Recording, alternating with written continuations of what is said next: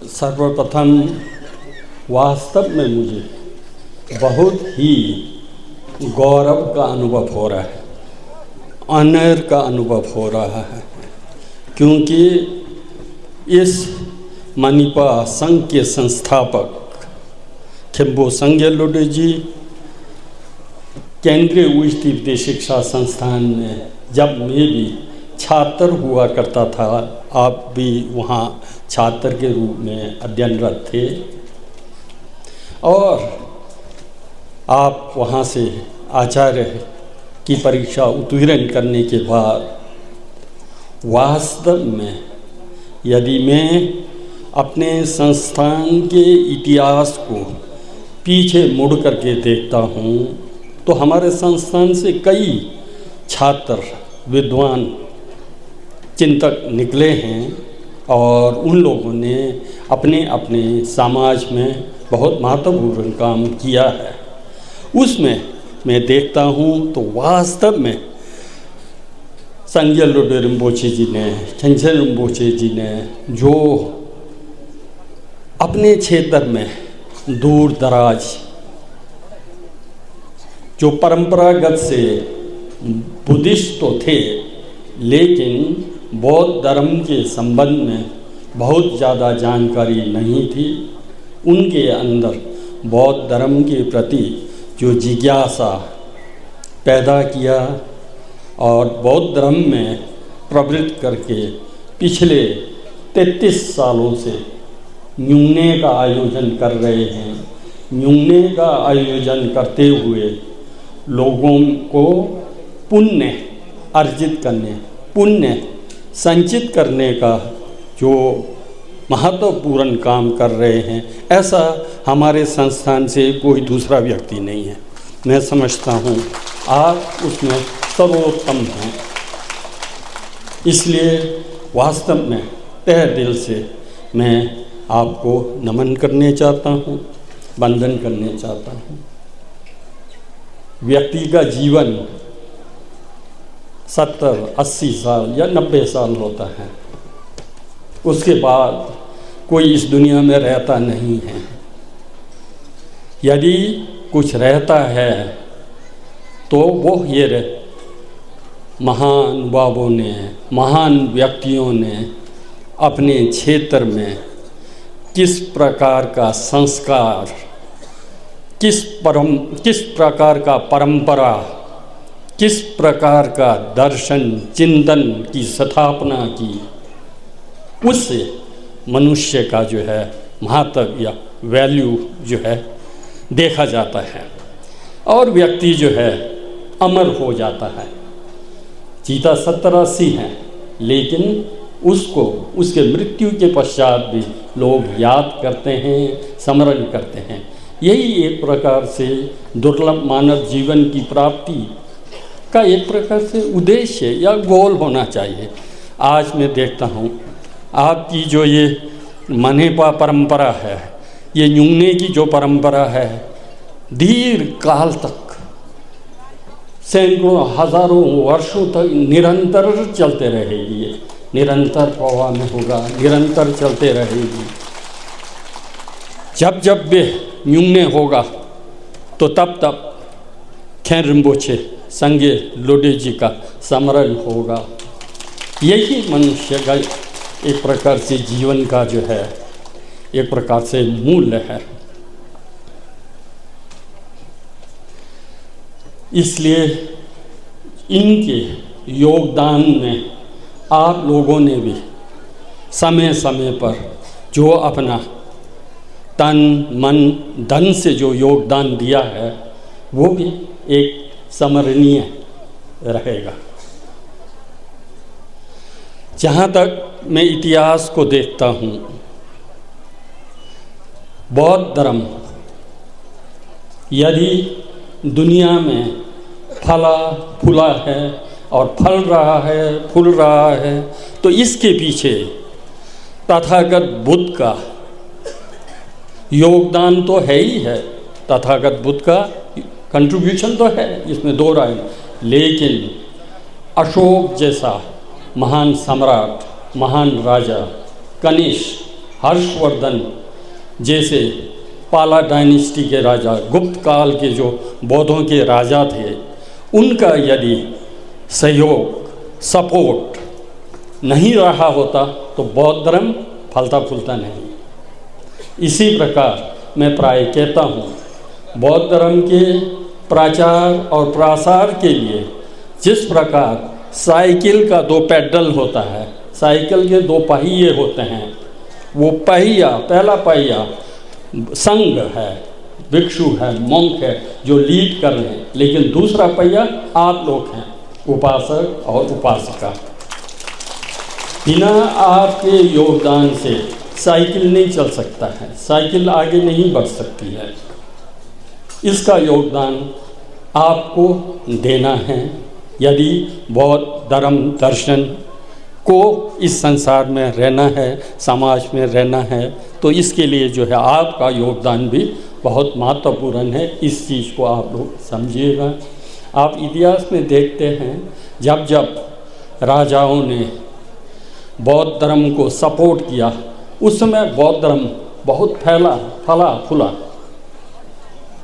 अशोक के समय में आप देखेंगे बौद्ध धर्म जो है श्रीलंका, बर्मा, थाईलैंड, है ना, नॉर्थ में ग्रीस तक जाता है, इधर ईरान, इराक तक जाती है बौद्ध धर्म।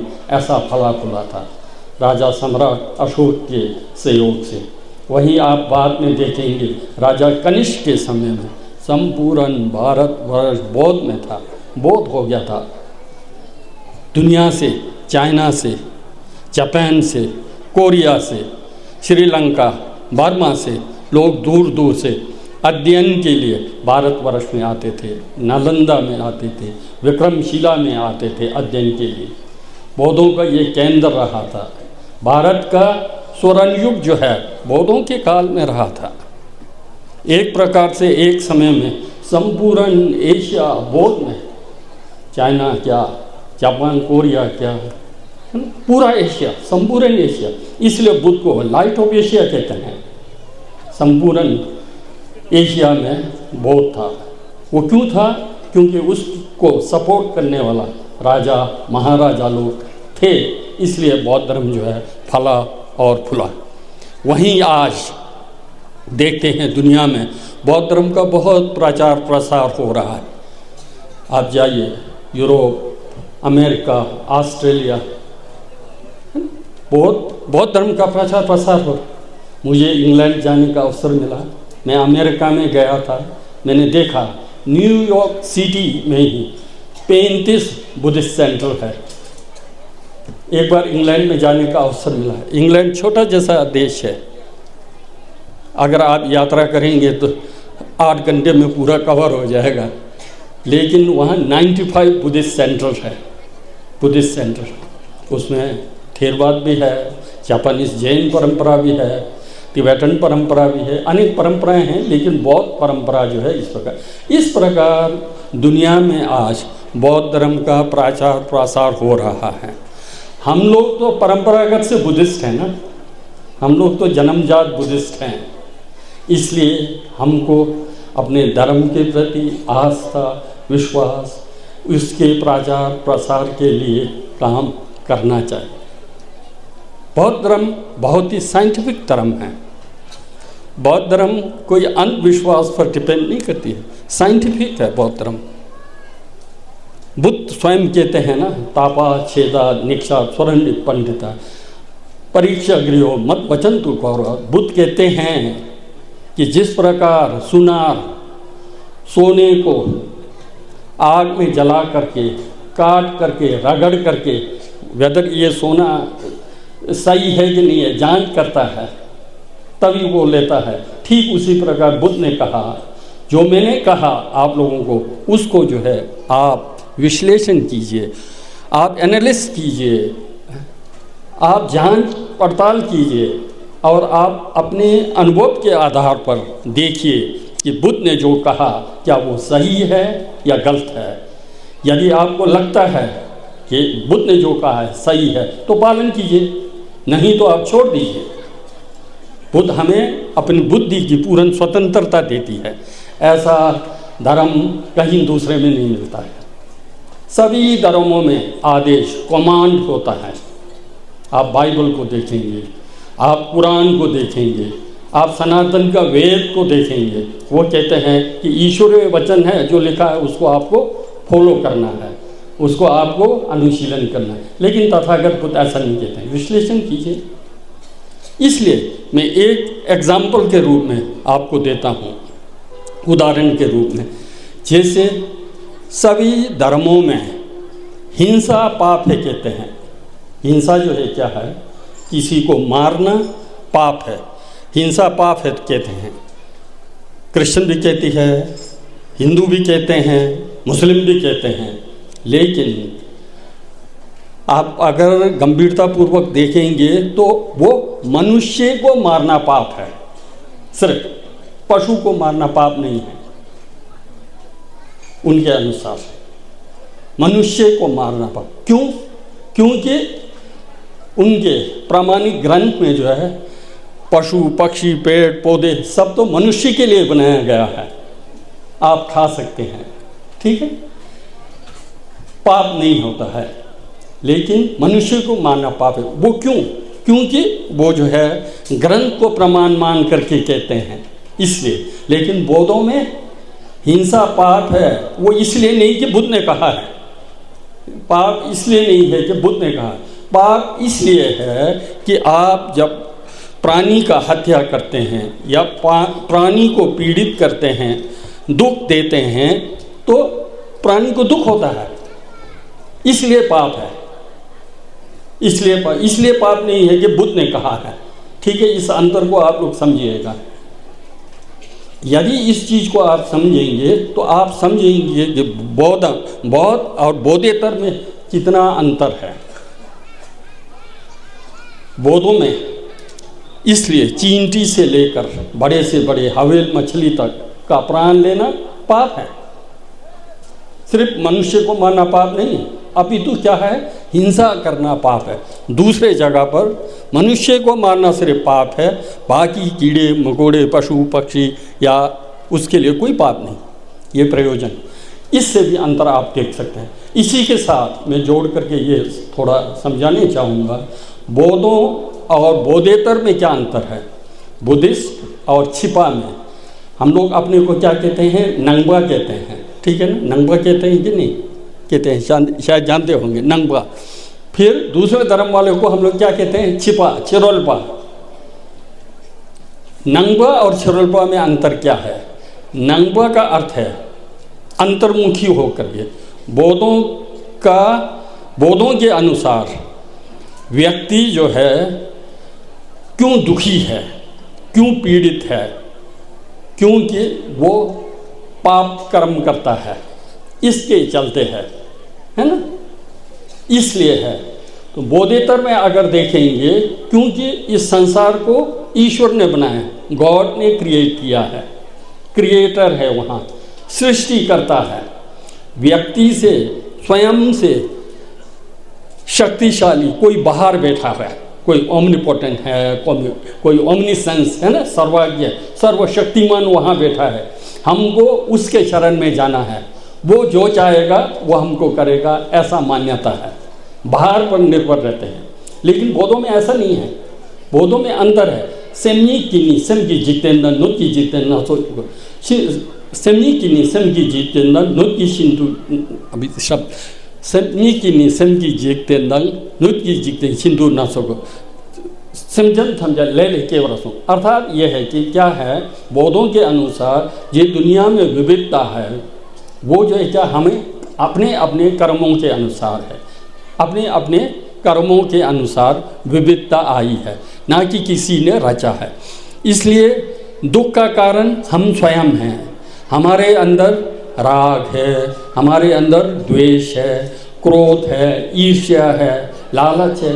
इन सब के चलते हमको कष्ट भोगना पड़ता है। बुद्ध जो है, हमारे अंदर जो विकृतियां हैं, जो डिस्ट्रक्टिव इमोशंस है, डिफाइलमेंट्स है, जिसको हम कलेश कहते हैं, यमुन कहते हैं, उसको त्यागना है। अगर आपको सुख और शांति चाहिए तो हमारे अंदर जो विकृतियां हैं, राग द्वेष मोह दोषा जलन तिमुंग अजल ठदोक है, उसको निकालना पड़ेगा, उसको रिमूव करना पड़ेगा, उसको नष्ट करना पड़ेगा। ना कि कोई ईश्वर हमें वरदान देगा, ऐसा नहीं है। हमको स्वयं को करना है। आत्मनो ही आत्मनो नाथा, कोई नाथो पर, हमारा मालिक स्वयं हम हैं, कोई दूसरा नहीं है। हम अपने कर्मों के चलते जो है पीड़ित हो रहे हैं, दुखी हो रहे हैं। हम अपने कर्मों के चलते जो है इंजॉय करें, इस चीज़ को हमको समझना है। हम अंतर्मुखी होकर के हमको जो है चिंतन करना है, सोचना है, अपने को साफ करना है। ठीक है, हमारे अंदर जो राग द्वेष मोह है, कोई वो बाहर से शक्ति थोड़ी साफ कर सकता है। जैसे हम कपड़े को साबुन से धो करके साफ करते हैं ना, वैसे क्या हमारे माइंड कॉन्टिन्यूम में जो राग द्वेष है वो कोई दूसरा आगे साफ कर सकता है? कोई नहीं कर सकता। वो तो हमारे अंदर है, वो तो हमारा अपना प्रयास होना चाहिए। हमारे अपने प्रयास के द्वारा ही वो जो है क्या हो। तथागत बुद्ध तो हमको रास्ता दिखाते हैं, वो तो गाइड करते हैं, मार्ग दिखाते हैं, ऐसा करो, वैसा मत करो, ये करो। अगर उसका अनुकरण आप करेंगे तो आप बुद्ध बन सकते हैं। ये बुद्धों की एक विशेषता है। सभी प्राणी बुद्ध बन सकते हैं। सभी के अंदर क्या है? बुद्ध बनने की क्षमता है, बुद्ध बनने की कैपेसिटी है। हम सब बुद्ध बन सकते हैं। सभी प्राणियों के अंदर क्या है? बुद्ध तत्व, बुद्ध नेचर है, बुद्ध बनने की क्षमता है। हमारे अंदर यदि बुद्ध बनने की क्षमता ना होती तो हम कैसे बुद्ध बनेंगे? नहीं बन सकते ना। जैसे उदाहरण के लिए सेब का पेड़ उगाना हो तो सेब का बीज चाहिए ना। अनार के बीज से तो सेब पैदा नहीं होगा, अन्य के बीज से तो पैदा नहीं होगा। सेब का अगर वृक्ष बनना है तो सेब का बीज होना चाहिए। ठीक उसी प्रकार यदि हमको बुद्ध बनना है तो हमारा बुद्ध का बीज तो हमारे अंदर होना चाहिए। बुद्ध का बीज हमारे अंदर होना चाहिए, तभी तो हम बुद्ध होंगे। शाक्यमुनि बुद्ध भी क्या थे? पहले हमारे तरह ही थे, वो भी ऑर्डिनरी थे, है ना। एक बार डुब्बा कुल्ले है, आपने सुना होगा। वो कहते थे, वो जो तिब्बत में जोवो जी का दर्शन करने गए। तिब्बत में जोवो है ना, लासा में जो जोवो शाक्यमुनि का मंदिर है, उसमें वो दर्शन करने गए थे यात्रा पर। जब वो वहाँ गए तो बुद्ध के मूर्ति के सामने खड़ा होकर के वो बोलते हैं, तंगो क्यों तंगानी डावाला क्यों तोंडी छेवे जो संगे ना ले ले छेवे खोरवार चम देसिंग की खोले गुसांसा। बोलते हैं कि बुद्ध को बोलते हैं, बात करते हैं, बुद्ध के साथ डायलॉग करते हैं। पहले तो हम दोनों एक ही दोस्त थे ना, बोलते हैं बुद्ध को बोलते हैं, टुपा बोलता है, हम दोनों एक ही साथ घास काटते थे, एक ही साथ बकरी चुगाने जाते थे, एक ही साथ कबड्डी खेले, हम एक थे। लेकिन आपने बोधिचित्त उत्पन्न किया, आपने करुणा उत्पन्न किया, आपने मार्ग का सेवन किया, अनुकरण किया, आप बुद्ध बन गए। मैं तो जैसे पहले था वैसे ही खेलते रहा, घास काटते रहा, बस दौड़ते रहा, भागते रहा। आज भी मैं वही हूँ, आज भी मैं खुरपापा हूँ, आज भी संसारिक हूँ। इसलिए मुझे प्रणाम करना पड़ता है आपको, इसलिए मैं प्रणाम कर रहा हूँ बुद्ध। इसमें बहुत बड़ा लेसन छिपा है, संदेश छिपा है, इस चीज़ को समझना। हम सब बुद्ध बन सकते हैं, हम सब बन सकते हैं। बुद्ध बनने का जो पोटेंशियल है वो हमारे अंदर है। उसको जान करके हमको जो है अच्छा बनना है, कोशिश करना है, प्रयास करना है। प्रतिदिन अपने में थोड़ा अच्छा करना है, प्रतिदिन डेली थोड़ा थोड़ा परिवर्तन अपने में लाना चाहिए। तुरंत परिवर्तन नहीं हो सकता है, क्योंकि हमारे चित्त में अनादिकाल का वो जो है इम्प्रिंट है, ठीक है, संस्कार है।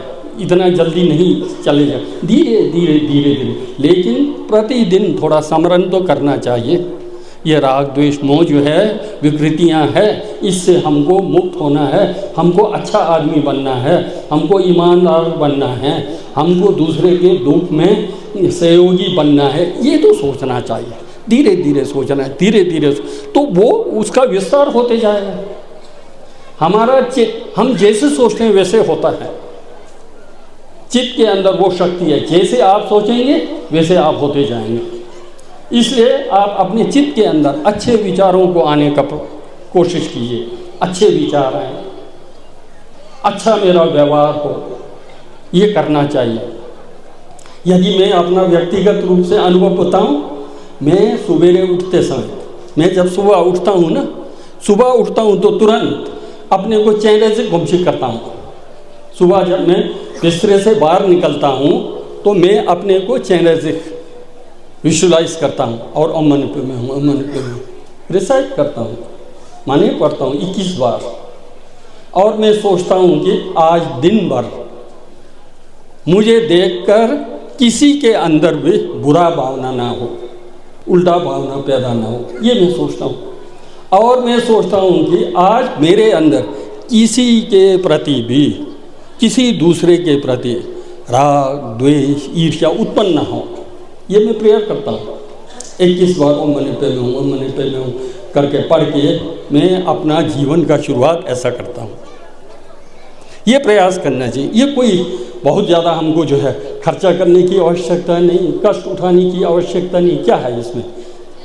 इस चीज़ को लाइए, इस विचार को अपने अंदर पैदा कीजिए, तो देखेंगे आप अपने अंदर कितना शांति, चैन, अमन, और आपका व्यवहार परिवार के प्रति जो आपका व्यवहार होगा, आपके इर्द गिर्द जो समाज परिसर में आपका जो व्यवहार होगा, आपके वाणी से जो शब्द निकलेगा वो पॉजिटिव ही पॉजिटिव निकलेगा। अगर आपके वाणी से पॉजिटिव निकलता है, आपका व्यवहार अगर पॉजिटिव होता है, सब आपको पसंद करेंगे, सब आपको चाहेंगे ना। हर कोई यही चाहेगा। यदि दूसरा आपको चाहेगा, यदि दूसरा आदमी आपको प्यार करेगा, आपका काम तो सब सिद्ध हो जाएगा, है ना।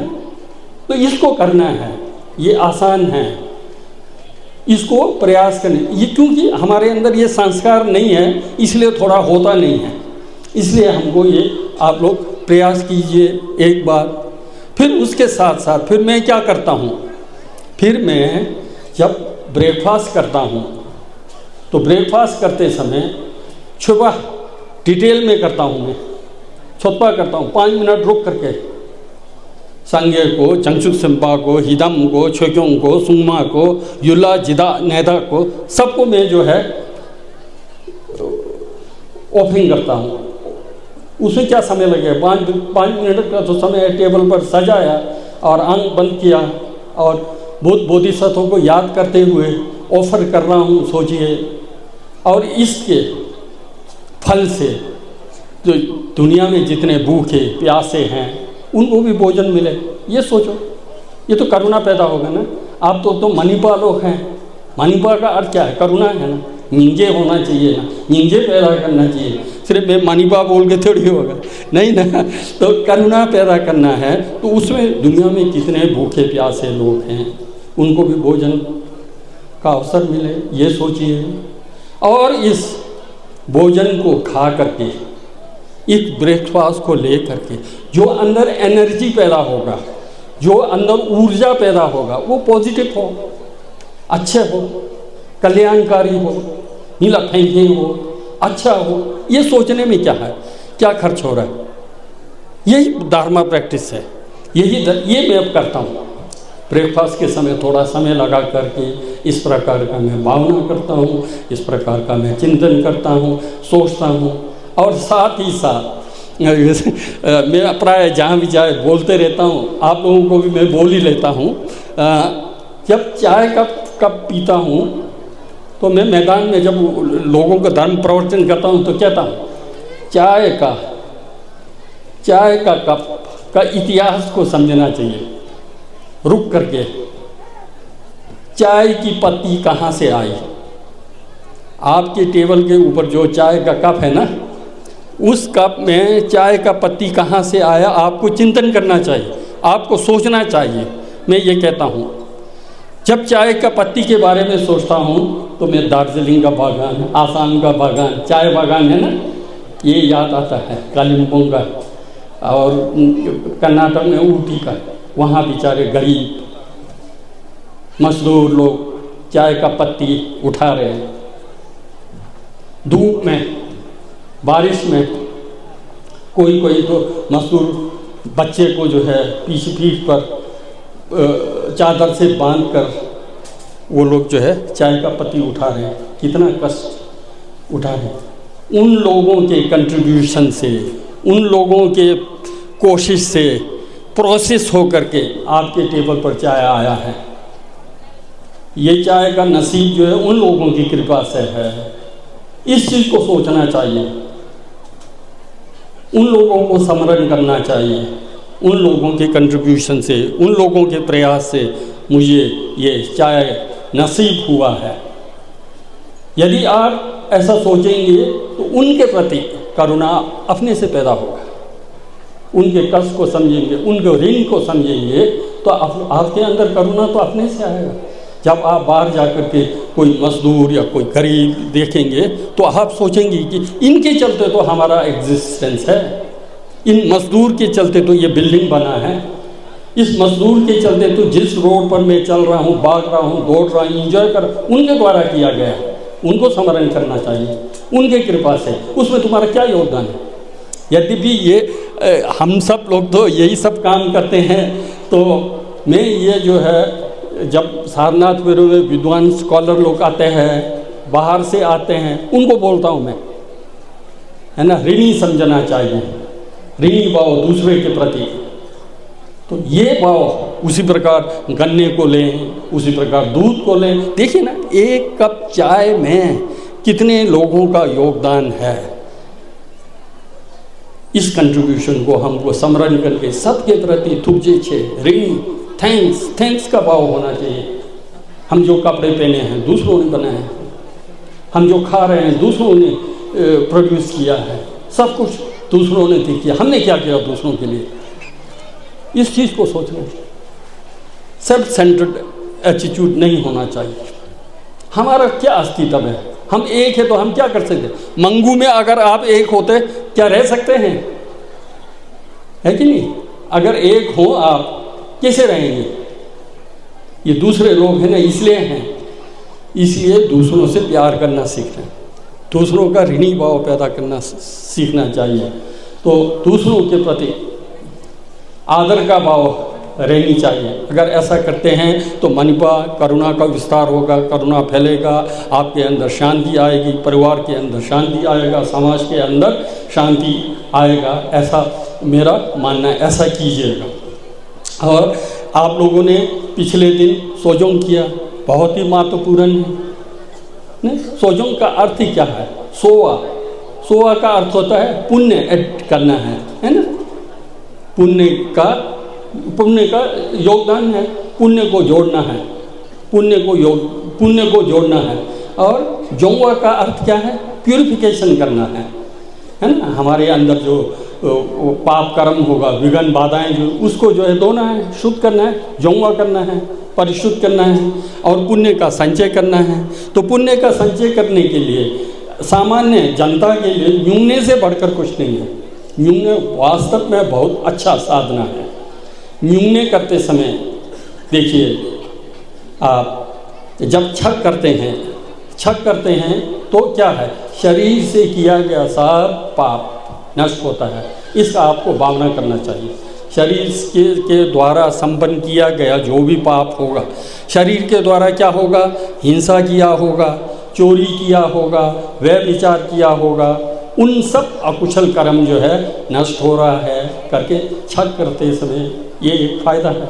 शरीर का एक्सरसाइज भी हो जाता है, पाप का प्रयाश्चित भी हो जाता है, तो बहुत अच्छा है ये, है ना।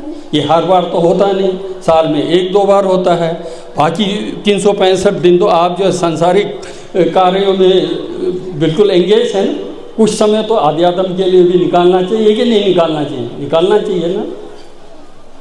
जब हम सुख और शांति की बात करते हैं तो सिर्फ शारीरिक सुख थोड़ी है, सिर्फ शारीरिक सुख नहीं है ना, शारीरिक सुख भी है लेकिन मानसिक सुख भी तो हमको चाहिए ना। अगर शारीरिक सुख होकर के मानसिक सुख नहीं हो तो फिर हम कैसे सुखी हैं। तो शारीरिक सुख के लिए ठीक है, काम करना है, रोटी कपड़ा मकान के लिए काम करना है, भौतिकता के लिए हमको दौड़ना है, भागना है, ये ज़रूरी है। ये भी नहीं हो तो फिर शरीर स्वस्थ नहीं होगा, ज़रूरी है। लेकिन उसके साथ साथ मानसिक सुख के लिए, परिवार में सुखी के लिए, परिसर में सुखी के लिए, समाज में सुखी के लिए, अपना नेक्स्ट लाइफ सुखी के लिए मन शांत होना ज़रूरी है।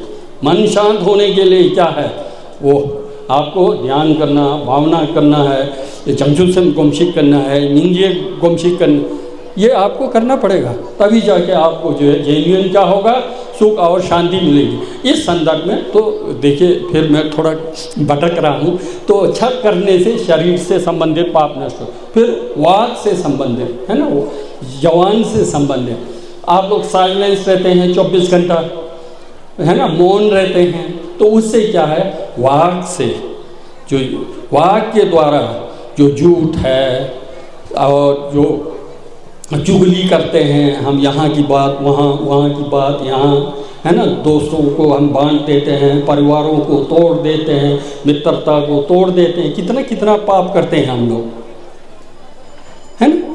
तो वो पाप, फिर चुगली करना हुआ, व्यर्थ की बातें करना हुआ, ये सब पाप का प्रायश्चित जो है क्या है, साइलेंस रहने से होता है, मौन रहने से होता है। मन से संबंधित पाप, मन से संबंधित क्या है, कभी कभी हम ये सोचते हैं कि पूर्व जन्म नहीं होता है, पर जन्म किसने देखा है, क्या है, ऐसा हम कई लोग सोचने वाले हैं।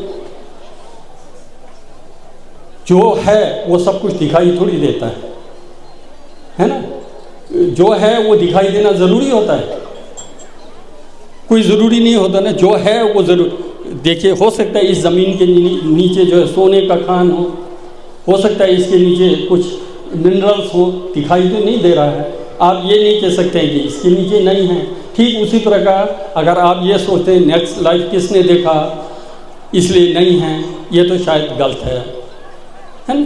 यदि नेक्स्ट लाइफ नहीं होता तो इस प्रकार की विविधता कैसे होगी। एक बच्चे से, बहुत छोटा सा बच्चा है, बहुत प्रतिभाशाली है, वो क्यों हुआ होगा।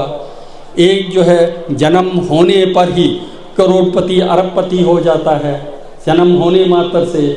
उस बच्चे ने तो किया तो कुछ नहीं, तो लेकिन वो तो जन्म मात्र से करोड़पति हो जाता है। इसका अर्थ तो कुछ कर्म तो होगा ना उस परिवार में जन्म लेने का, नहीं तो कैसे हुआ। कोई एक अपाहिज पैदा हो जाता है तो वो क्यों हुआ, उसने कर्म तो कुछ नहीं किया, उसका क्या दोष है। तो इसका अर्थ ये है कि उसने पूर्व जन्म में कुछ किया होगा, इसलिए तो वो है। तो इसलिए अगर ये सोचना कि पूर्व जन्म नहीं, पर जन्म नहीं, ये नहीं, वो एक प्रकार से मिथ्या दृष्टि है। तो उसके लिए जो है न्यूने के समय में आप जो है चैनरजिक चुचित जल का ध्यान करते हैं, चैनरजिक का ध्यान करते हैं, वो जो है उससे संबंधित पाप का जो है क्या है परिवान होता है। इसलिए सोजों आप लोगों को करना चाहिए, हर साल करिए। हर साल के साथ साथ हर 15 दिन के बाद, जैसे पूर्णिमा और अमावस्या के दिन सोजों कर सके तो बहुत अच्छा है। एक दिन तो कम से कम अपने आध्यात्म के लिए दीजिए, एक दिन तो कम से कम दूसरे जन्म के लिए दीजिए, दूसरे जन्म के लिए अपने परिवार के लिए दीजिए। अगर किसी के परिवार में माताजी या पिताजी सोजों करने वाला होगा, बिना बोले बिना कहे बच्चे के अंदर संस्कार वो आएगा। आध्यात्मिक संस्कार बोलने की आवश्यकता नहीं पड़ेगी।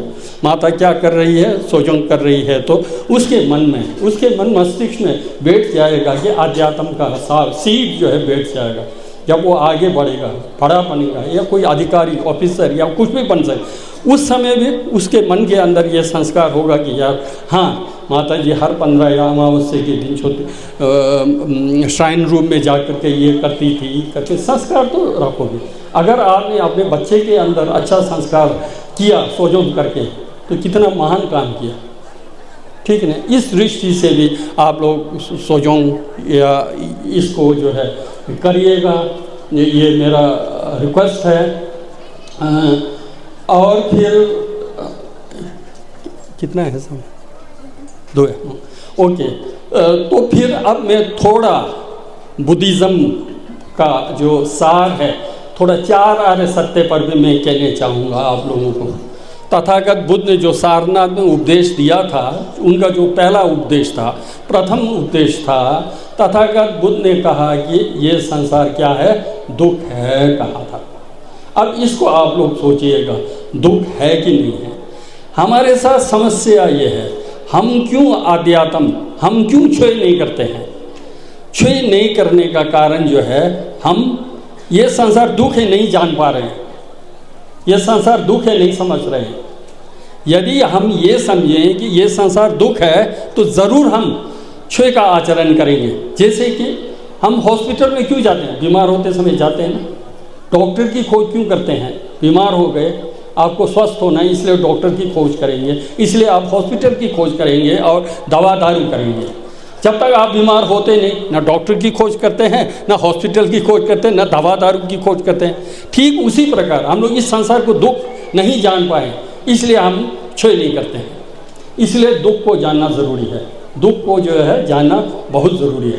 तो जब हम दुख की बात करते हैं, दुख सिर्फ इसी जीवन को लेकर के नहीं है। भले ही इस जीवन में सुख शांति थोड़ा जैसा हो, पूर्व जन्म के अच्छे कर्मों के कारण, क्या पता नेक्स्ट लाइफ हमारा क्या होगा। कहीं बिहार में आपका जन्म होगा, जन्म लिया एक गरीब परिवार में जन्म ले ले, बिहार में गर्मी के बीच में, तो पता लगेगा। अफ्रीका में इथोपिया में जन्म ले लेंगे, केन्या में जन्म लेंगे, तो देखें तो कैसे होगा। कम से कम अपने को सोचना चाहिए। दुख का अर्थ ये मत सोचो कि इसी जन्म में, इसी जन्म जन्मांतर है, पूर्व जन्म में कुछ अच्छा किया है तो इस समय ठीक भी हो सकता है, लेकिन नेक्स्ट लाइफ जो है क्या। इसलिए दुख को जानना ज़रूरी है। दुख संसार दुख है, इस चीज़ को हमको समझना है, दुख है करके। तो फिर दुख समझेंगे। वैसे दुख का भी कई लेयर्स है। दुखता, विपरिणाम दुखता, संस्कार दुखता, बोले दुख के भी अनेक रूप हैं। जो हम अस्वस्थ होते हैं वो तो दुख ही है। तथागत बुद्ध के अनुसार तो जो संसार में सुख है वो भी बताते हैं कि दुख है। वो भी क्या कहते हैं? बुद्ध कहते हैं वो भी दुख है। वो कैसे? जैसे कि कोई व्यक्ति हवाई जहाज में नहीं गया हो, वो ये चाहता है कि मुझे हवाई जहाज में जाने का अवसर कब मिलेगा, उतावला होता है, उसमें वो जो है सुख देखता है। जहाज में उड़ने का क्या है? वो सुख देखता है। यदि जहाज में उड़ना सुख होता तो आप जरा जाइए दिल्ली से अमेरिका जाइए, तो देखिए 22 घंटा जब आप जहाज में बैठ करके जाएंगे कितना तकलीफ होगा आपको। आपको लगेगा कब मुझे उतरने का अवसर मिलेगा, क्या है ना, परेशान हो जाते हैं। तो यदि जहाज में उड़ना सुख होता तो जितना ज़्यादा उड़ो उतना आनंद आना चाहिए था कि नहीं? ऐसा होता नहीं। इसलिए जो सांसारिक जो सुख है, हम सोचते हैं जो सुख है, वास्तव में बुद्ध कहते हैं वो भी दुख है कहते हैं। इस चीज़ को भी थोड़ा समझना है, ठीक है। उसी प्रकार भोजन को लेकर के ये हो, कोई आदमी जो है छोचो मोमो पसंद करता हो, उसमें जो है सुख देखता हो, तो उसको ज़रा देखो तो मोमो 10 के जगह पर 25 खा लो, क्योंकि मोमो सुख का कारण हो। तो जितना ज़्यादा, जैसे कि आग का कारण क्या है? लकड़ी है ना, लकड़ी को जितना आग में डालेंगे तो उतना आग जलेगा, इसलिए हम लकड़ी को आग का कारण बताते हैं, ठीक है। तो उसी प्रकार यदि आपका मोमो खाना जो सुख का कारण होता तो 150 खा लीजिए, लेकिन ऐसा है नहीं।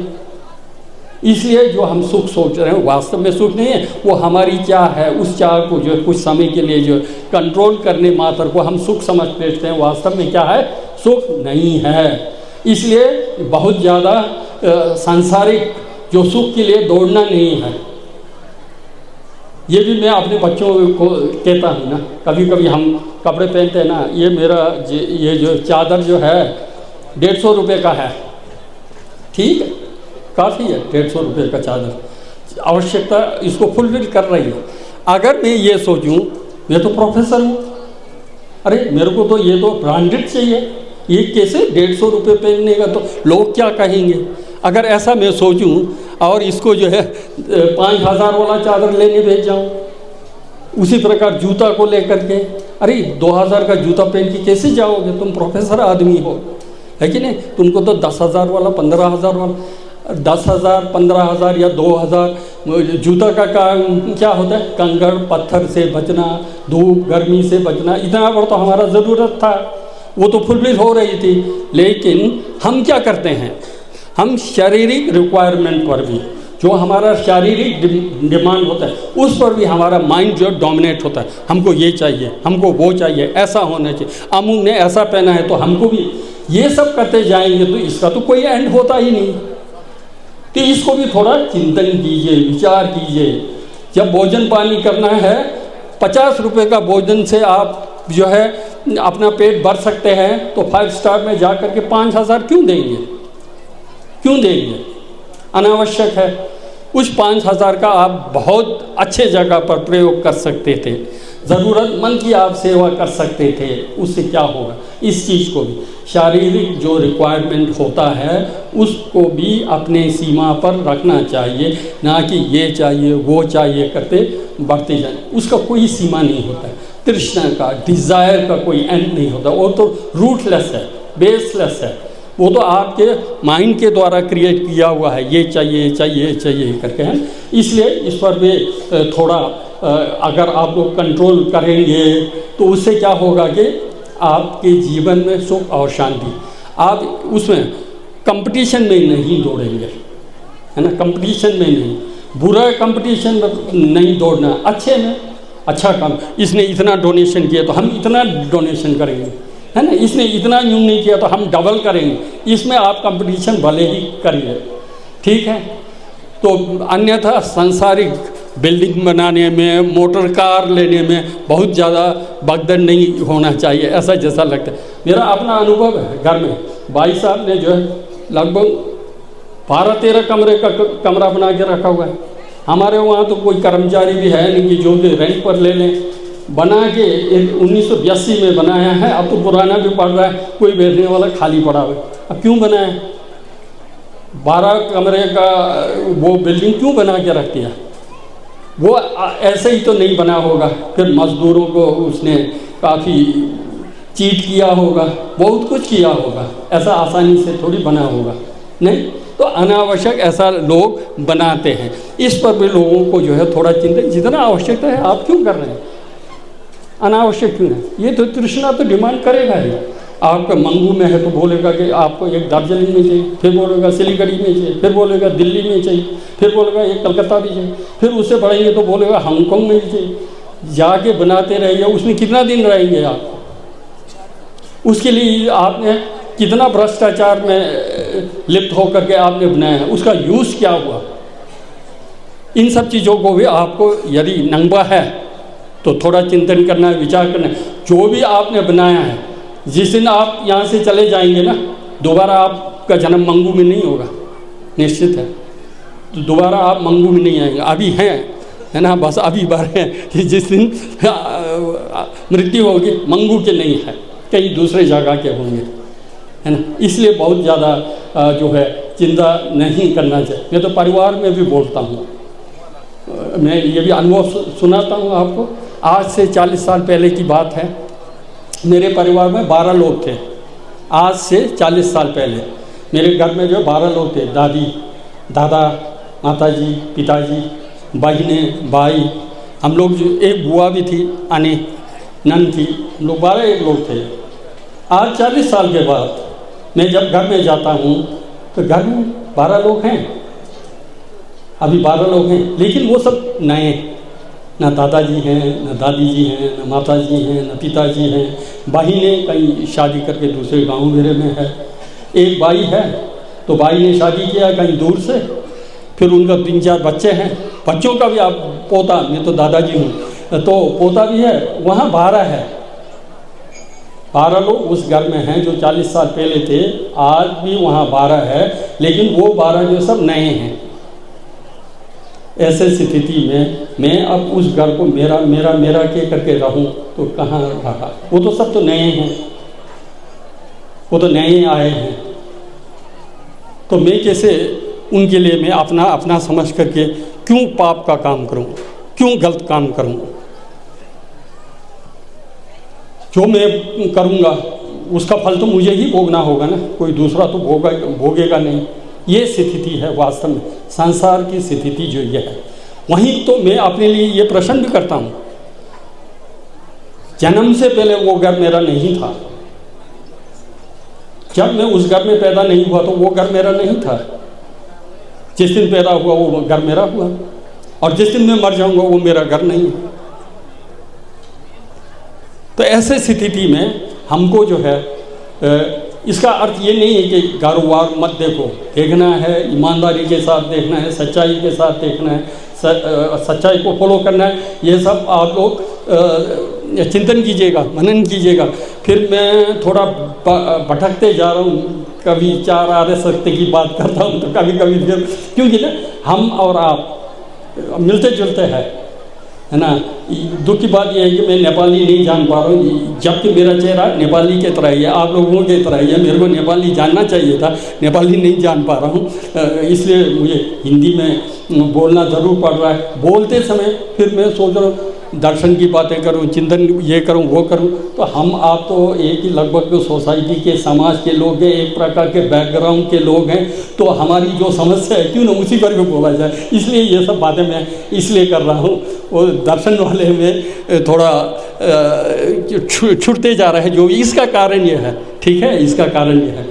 फिर हाँ, फिर अब और महत्वपूर्ण एक चीज़ मुझे याद आया, वो ये है, अपनी गांव की समस्या बता रहा हूँ, वो भी आपके गांव की भी समस्या होगी। उसमें ये समस्या है कि सास लोग दुखी मत होना, ठीक है। सास लोग जो है अपने बहू को थोड़ा तंग करते हैं, सास लोग जो है अपना बहू को तंग करते हैं, वो जो है बहुत गलत करते हैं, ऐसा नहीं होना चाहिए। मैं अपने गांव में कहता हूँ, मेरे घर में भी ऐसी है, कुछ समस्या है, ऐसा है, इसलिए मैं घर में भी कहता हूँ। तो मैं कहता हूँ जो बहू है ना, वो बहू जो है अपने माता पिता को छोड़कर, अपने भाई बहन को छोड़कर, है ना, अपने गाँव को छोड़कर आपके घर में आया है।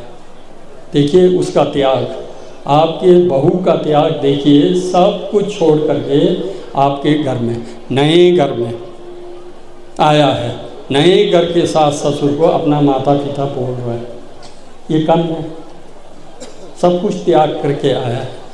तो उसके त्याग को, उसके मानसिक स्थिति को, वो अकेली है, घर से दूर, गांव से दूर, अपने परिचितों से दूर, उसको जो है सहयोग की आवश्यकता है, उसको जो है सपोर्ट की आवश्यकता है। तो अच्छा करना चाहिए, अच्छा नहीं करते तो बहुत बड़ा पाप करें आप लोग, ठीक है। इसको चिंतन कीजिएगा, उसके त्याग को चिंतन कीजिएगा, एक बात। फिर दूसरी बात, फिर वहीं बहू लोगों को भी ये सोचना चाहिए कि हमारे जो सास ससुर है ना, इन लोगों ने ये बिल्डिंग उन लोगों ने बनाया, खेती बाड़ी जो भी है, दुकान शकान जो भी एक प्रकार से खड़ा किया है, वो जो इनके परिश्रम से, इनके खून पसीने के चलते है ना, इनके चलते है।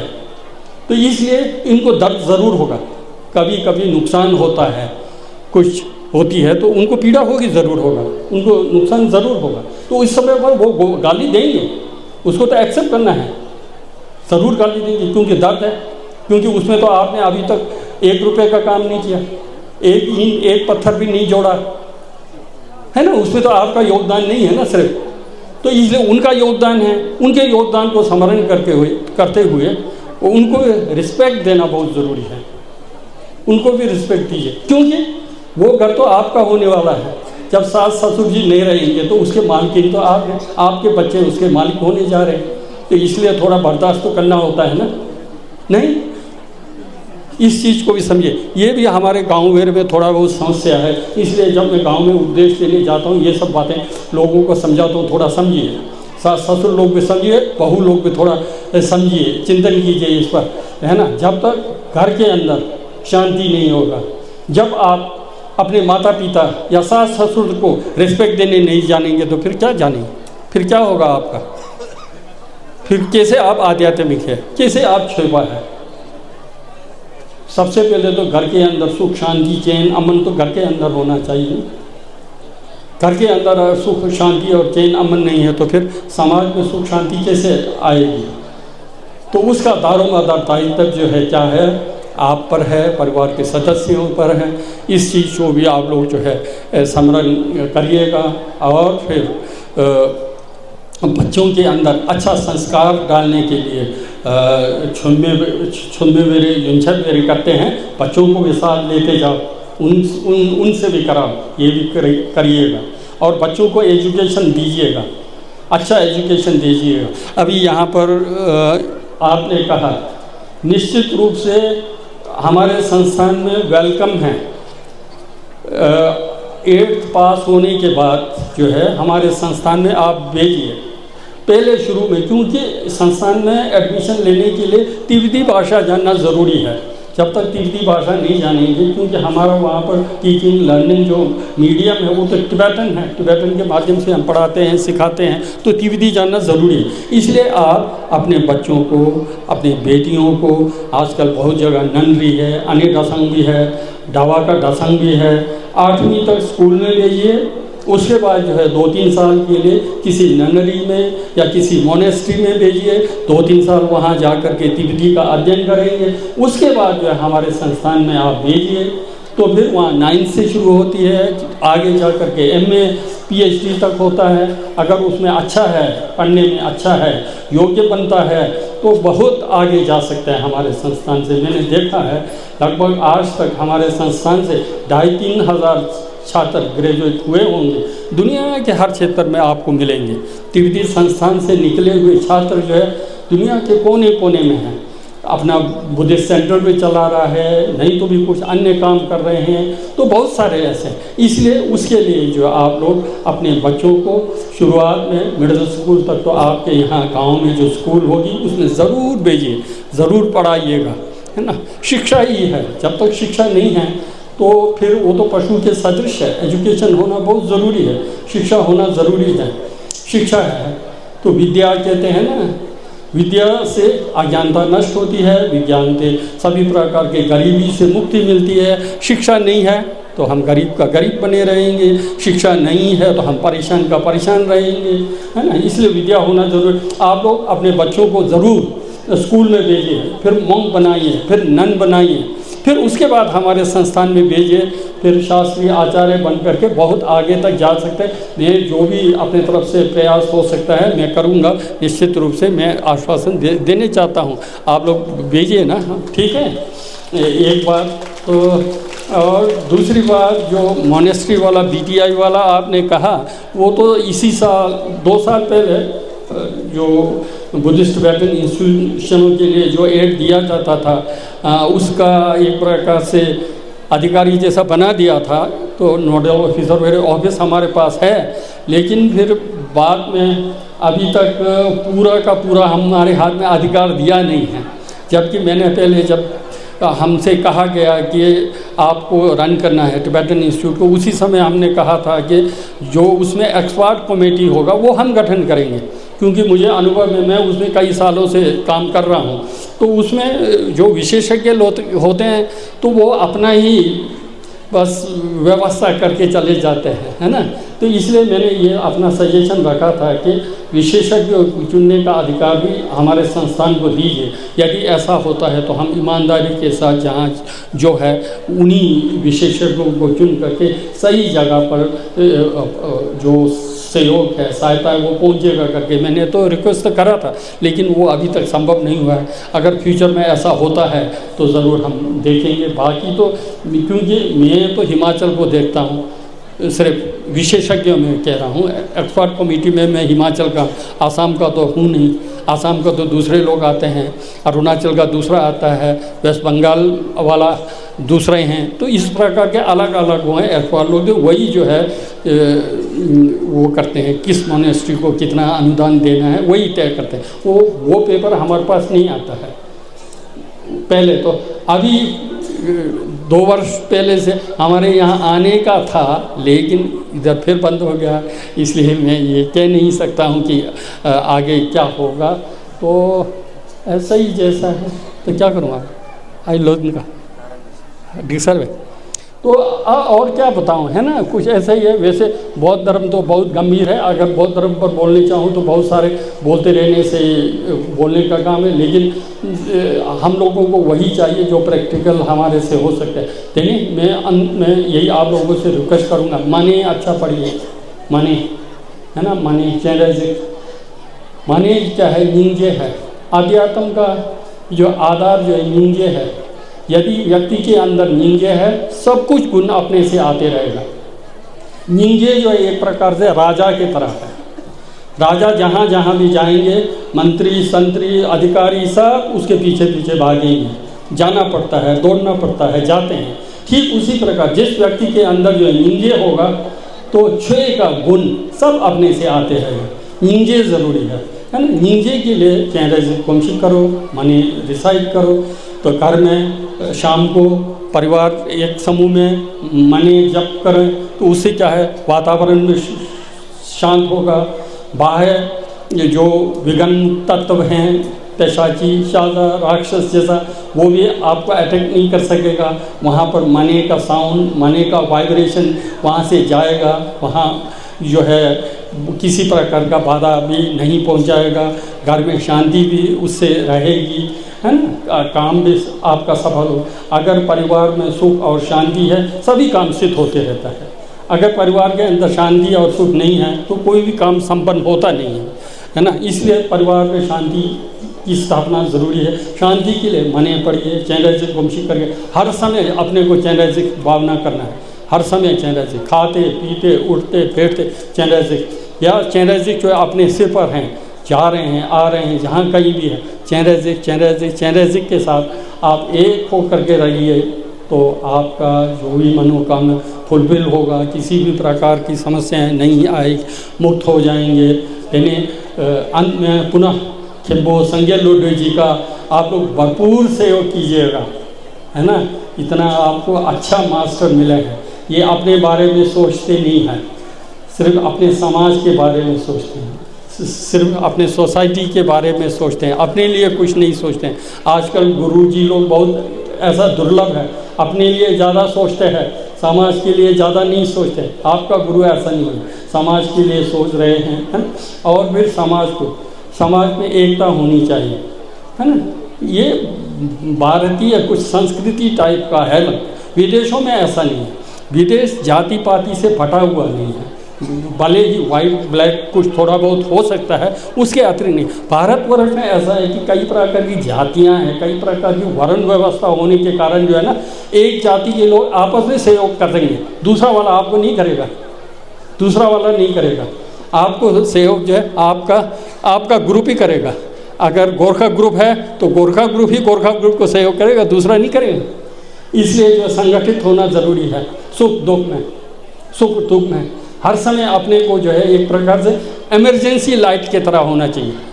इमरजेंसी लाइट जो है, जैसे ही ये लाइट गुल हो गया तुरंत इमरजेंसी लाइट जल जाता है ना, ठीक उसी प्रकार अपने लोग, अपने जाति के लोग, अपने समाज के लोग जहाँ कहीं भी दुख में दिखे तुरंत वहाँ प्रस्तुत होना चाहिए, तुरंत इमरजेंसी लाइट की तरह जो है वहाँ अपने को जो है प्रकट करके उसमें हाथ बटाना चाहिए, काम करना चाहिए। अगर ऐसा करें तो फिर समाज में एकता भी आएगी। एकता आएगा तो जो भी आपका विश होगा, जो भी आपकी उद्देश्य होगा वो फुलफिल होगा। आप अगर बन के बैठ जाएंगे, बट करके बैठ जाएंगे तो काम नहीं होगा कुछ भी, है ना। इसलिए एकता बनाइए, अच्छा कीजिए। हम लोग तो जन्मजात बुद्धिस्ट हैं, तो जन्मजात बुद्धिस्ट है तो बुद्धिस्ट की तरफ जीवन यापन कीजिएगा। इन्हीं शब्दों के साथ पुनः मैं खिम्बो जी को मैं धन्यवाद देना चाहता हूं कि आपने जो है यहाँ बुलाया और 2 शब्द मुझे कहने का अवसर दिया, उसके लिए धन्यवाद, शुक्रिया। धन्यवाद। सम्मानीय कुलपति केंद्रीय शिक्षा